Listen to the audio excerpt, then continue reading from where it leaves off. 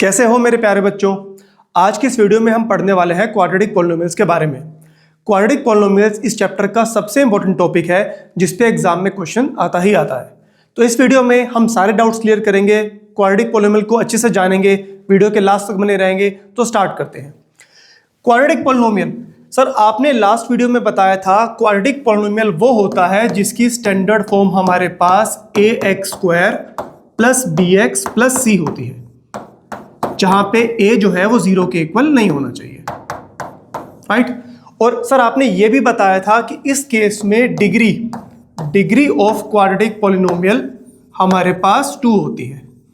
आपको याद होगा डिग्री हम बोलते हैं मैक्सिमम वैल्यू ऑफ एक्सपोनेंट को, यानी कि इस केस में जो मैक्सिमम वैल्यू ऑफ एक्सपोनेंट है वो मेरे पास क्या है 2।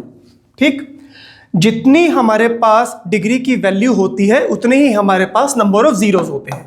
यानी कि अगर इस केस में मेरे पास डिग्री की वैल्यू 2 है तो नंबर ऑफ जीरोस जिसको हम बोलते हैं नंबर ऑफ रूट्स वो मेरे पास क्या होंगे, वो भी मेरे पास 2 होंगे, जिनको हम रिप्रेजेंट करते हैं अल्फा और बीटा से, राइट। समझाने के लिए मैं एक छोटा सा एग्जांपल लेता हूं। सपोज करो मेरे पास कोई एक पॉलिनोमियल है इस केस में which is x² minus 7x plus 12। अब आपको याद होगा ग्रेड 9 में हमने सीखा था कैसे क्वाड्रेटिक पॉलिनोमियल को हम फैक्टराइज करते हैं। तो फैक्टराइज करने के लिए इस x के कोफिशिएंट को ऐसे बाइफरकेट करते हैं, ऐसे दो पार्ट्स में डिवाइड करते हैं कि अगर मैं इन दोनों को ऐड करूं तो मेरे पास -7 आए, लेकिन अगर इन दोनों को मैं मल्टीप्लाई करूं तो a और c के मल्टीप्लाई के इक्वल आना चाहिए। सर मतलब समझाने के लिए सपोज करो यहां पर हमारे पास x² का कोफिशिएंट कितना है 1। अब इस a और c का जो मल्टीप्लाई मेरे पास होता है ये होता है 12। अब मुझे कोई दो ऐसे नंबर्स चाहिए जिनको ऐड करने पे तो -7 आए, लेकिन अगर इन दो नंबर्स को मैं मल्टीप्लाई करूं तो मेरे पास क्या आना चाहिए 12 आना चाहिए, राइट।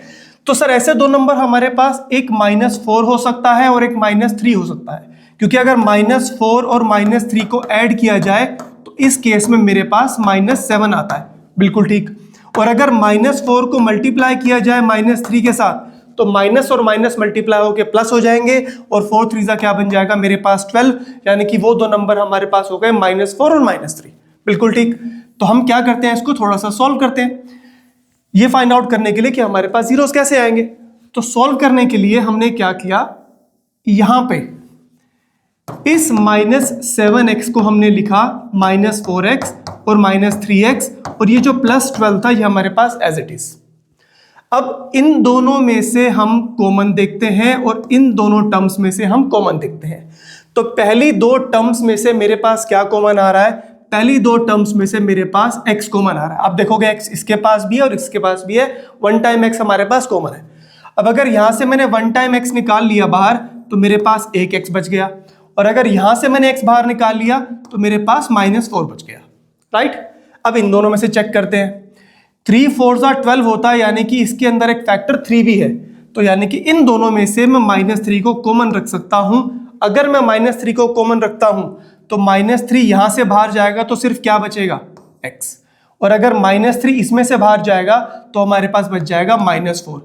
ठीक, एक चीज हम मेक श्योर करेंगे, जब भी हम फैक्टराइज करेंगे तो ये दोनों ब्रैकेट हमेशा क्या होनी चाहिए, एक जैसी होनी चाहिए, आइडेंटिकल होनी चाहिए, सेम होनी चाहिए, राइट। ओके, अब जैसे ही हमने यहाँ पे कॉमन बनाया तो x -4 मेरे पास 1 टाइम आ गया और साथ में मेरे पास क्या बच गया x -3। ये तो हो गया फैक्टराइजेशन। अब जीरोस फाइंड आउट करने के लिए आप x -4 को जब 0 के इक्वल पुट करोगे तो x की वैल्यू कितनी आ जाएगी 4, और जब x -3 को 0 के इक्वल पुट करोगे x की वैल्यू कितनी आ जाएगी 3। अब यहां पर मेरे पास ये फर्स्ट रूट हो गया और ये हो गया मेरे पास सेकंड रूट, यानी कि इसको हमने रिप्रेजेंट किया अल्फा से, इसको रिप्रेजेंट किया बीटा से। सर अगर मैं इसको बीटा से और उसको अल्फा से रिप्रेजेंट कर दूं, भाई आप किसी को भी रिप्रेजेंट कर सकते हो, किसी को भी अल्फा रख लो, किसी को भी बीटा रख लो, मेन पर्पस दो जीरोस निकालने का है। पहला जीरो मिल गया, दूसरा जीरो मिल गया, यानी कि हमारे पास 4 और 3 क्या हो गए इसके जीरोस। अब जीरोस वो x की वैल्यूज होती हैं, हमने पढ़ा था पॉलिनोमियल के स्टार्टिंग में, जीरोस वो x की वैल्यू होती हैं जिसको अगर पॉलिनोमियल में पुट किया जाए, यानी कि अगर मैं 4 को या फिर 3 को पॉलिनोमियल में पुट कर दूं x की जगह पे वापस, तो पूरे पॉलिनोमियल की वैल्यू क्या हो जाएगी 0, ठीक, तो जीरोस मेरे पास x की वो वैल्यूज होती हैं जिनको अगर पोलिनोमियल में पुट किया जाए तो पूरे पोलिनोमियल को क्या बना देता है, जीरो। आई थिंक यहां तक आपको क्लियर हो गया होगा। थोड़ा सा कहानी को और आगे बढ़ाते हैं। अगर कहानी को और आगे बढ़ाएं तो नेक्स्ट हमारे पास आता है relation between the zeros and the coefficient. Relation between the zeros and the coefficient. तो अगर वापस से स्टैंडर्ड फॉर्म लिखूं जो कि हमारे पास है ax² plus bx plus c where a is not equal to 0, right, okay. अब relation between zeros and coefficient की बात करता हूं तो मुझे मालूम है कि इस केस में मेरे पास जीरोस क्या हैं, दो ही जीरोस हैं। एक मेरे पास हो गया इस केस में अल्फा और दूसरा मेरे पास हो गया बीटा। पहला जो रिलेशन बनता है वो हमारे पास बनता है सम ऑफ जीरोस। पहला जो रिलेशन बनता है वो हमारे पास बनता है sum of zeros. Sum of zeros मतलब कि अगर मैं बोलता हूं कि alpha plus beta, sum of zeros यानी कि दोनों जीरोस का सम अल्फा प्लस बीटा, तो ये हमेशा किसके इक्वल होता है, माइनस बी अपॉन ए, यानी कि ये b इसका negative and divide by a। पहला रिलेशन बना sum of zeros minus B upon A. Sir दूसरा रिलेशन हमारे पास होता है इस केस में प्रोडक्ट ऑफ जीरोस। दूसरा होता है प्रोडक्ट ऑफ जीरोस, यानी कि अगर आप अल्फा को बीटा से मल्टीप्लाई करते हो, अगर आप दोनों जीरोस को मल्टीप्लाई करते हो तो उन दोनों का जो प्रोडक्ट होता है that is equal to c divide by a। तो सर क्या हम ये बोल सकते हैं कि जो लास्ट एग्जांपल अभी हमने देखा था which was x² minus 7x plus 12, जो लास्ट एग्जांपल अभी हमने देखा था जिसमें जीरोस 4 और 3 आ रहे थे, यानी कि इस केस में अल्फा की वैल्यू मेरे पास 4 थी और बीटा की वैल्यू मेरे पास 3 थी। तो यहां पर अगर मैं अल्फा प्लस बीटा करूं तो क्या वो माइनस बी बाय ए के इक्वल होता है, चेक कर लेते हैं। हम यहां पे देखते हैं कि अल्फा और बीटा मेरे पास कितना है। आप बोलोगे सर 4 प्लस 3 मेरे पास कितना हो गया, 7। तो क्या ये माइनस बी बाय ए के इक्वल है? तो b की वैल्यू इस केस में मेरे पास कितनी है? इस केस में अगर देखा जाए तो हमारे पास a की वैल्यू हो गई यहां पर 1, b की वैल्यू मेरे पास हो गई -7 और c की वैल्यू मेरे पास हो गई इस केस में 12। जब भी हम a b c की वैल्यूज लेते हैं उस टाइम पे साइन को साथ रखते हैं। अगर 7 नेगेटिव है तो मैं b को -7 रखूंगा, राइट। अब चेक करते हैं कि क्या माइनस बी बाय ए 7 के इक्वल आ रहा है या नहीं, राइट, ओके। तो चेक करने के लिए हमने रखा यहाँ पे माइनस बी, तो माइनस एज इट इज, और b की वैल्यू मेरे पास थी -7 और डिवाइड बाय a मेरे पास क्या था, 1। माइनस का माइनस नेगेटिव, जब नेगेटिव से मल्टीप्लाई होता है तो क्या बनाता है, पॉजिटिव। यानी कि आप देखोगे दोनों वैल्यूज मेरे पास क्या है, इक्वल। अल्फा प्लस बीटा यहाँ पर भी 7 था और माइनस बी बाय यहाँ पर भी 7 था, यानी कि हमारे पास ये पहला रिलेशन क्या हो गया, वेरीफाई हो गया। ठीक, अब बात करता हूँ अल्फा इंटू बीटा की। अब अगर अल्फा इंटू बीटा लेता हूं तो अल्फा की वैल्यू मेरे पास कितनी थी, 4, और बीटा की वैल्यू मेरे पास कितनी थी, 3। तो आपने बोला 4 3 कितना हो जाएगा सर, 12। अब सर ये भी बोला आपने कि अल्फा इंटू बीटा किसके इक्वल होता है, c बाय ए। तो क्या ये c बाय ए के इक्वल होगा, वो भी चेक कर लेते हैं। c की वैल्यू मेरे पास कितनी है वहां पे, 12, डिवाइड बाय a की वैल्यू मेरे पास कितनी है, 1। तो 12 बाय 1 कितना होगा, 12। यहां पर भी आप देखोगे ये दोनों आपस में क्या है, इक्वल। इसका मतलब सेकंड रिलेशन भी क्या हो गया, वेरीफाइड। तो अल्फा प्लस बीटा कितना हो गया, minus b by, alpha into beta कितना हो गया, सी बाय। आई थिंक आपको यहां तक क्लियर हो गया होगा।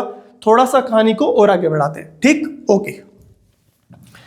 नेक्स्ट हमारे पास है formation of quadratic polynomial. Sir मान लो अल्फा और बीटा गिवन हो, मान लो अगर हमारे पास अल्फा और बीटा गिवन हो, if alpha and beta are given, तो क्या मैं क्वाड्रेटिक पॉलिनोमियल बना सकता हूं? सेम एग्जांपल को फिर कंटिन्यू करते हैं। हमने सेम लिया कि मान लो अल्फा की वैल्यू मेरे पास कितनी है, 4, और बीटा की वैल्यू मेरे पास कितनी है, विच इज 3।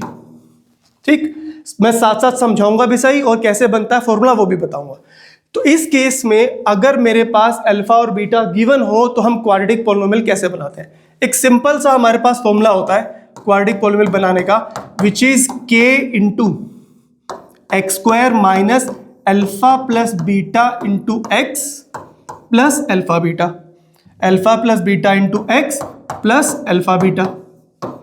यानी कि अगर आपके पास अल्फा और बीटा गिवन हो तो आपको कुछ करने की नीड नहीं है। यहां पर हमें क्या लगाना है, सम ऑफ जीरोस, यहां पर अपने को क्या लगाना है, प्रोडक्ट ऑफ जीरोस। अब अगर मैं यहां पर बोलूं कि अल्फा मेरे पास 4 था और बीटा मेरे पास 3 था, तो अल्फा प्लस बीटा की वैल्यू हमारे पास कितनी है, अल्फा प्लस बीटा की वैल्यू सर 4 प्लस 3 करूंगा तो 7 आएगा, ओके। और अल्फा इंटू बीटा की वैल्यू कितनी है सर? इस केस में 4 इंटू 3 करूंगा तो मेरे पास 12 आ जाएगा। तो बस काम हो गया, समझो। इन्हीं वैल्यूज को उठा के यहाँ पे रख दो। तो मैंने क्या किया इस केस में, मेरे पास अल्फा प्लस बीटा कितना था? 7, यानी कि इस जगह पे मैंने रखा 7। अल्फा इंटू बीटा कितना था मेरे पास? 12, यहाँ पर मैंने रखा 12। बाकी सबको एज इट इज रखो। के का क्या रोल है वो भी समझाता हूँ। यहाँ पर मेरे पास हो गया x² माइनस 7x प्लस में 12। ये हमारे पास बना after putting the value of alpha plus beta and alpha into beta. Okay, अब के का सर यहां पर क्या रोल है वो थोड़ा सा समझाओ। अगर इस केस में इनका डिनोमिनेटर कुछ होता है अदर देन 1, अगर इस केस में इनका डिनोमिनेटर कुछ होता है अदर देन 1, तो के बेसिकली और कुछ नहीं, उन सबका एलसीएम होता है। अब यहां पर क्योंकि सभी का डिनोमिनेटर 1 है तो एलसीएम सबका क्या होगा? मेरे पास 1 ही होगा। यहां पर क्योंकि सबका डिनोमिनेटर का एलसीएम मेरे पास 1 है तो हम के को क्या पुट करेंगे? इस केस में 1 पुट करेंगे।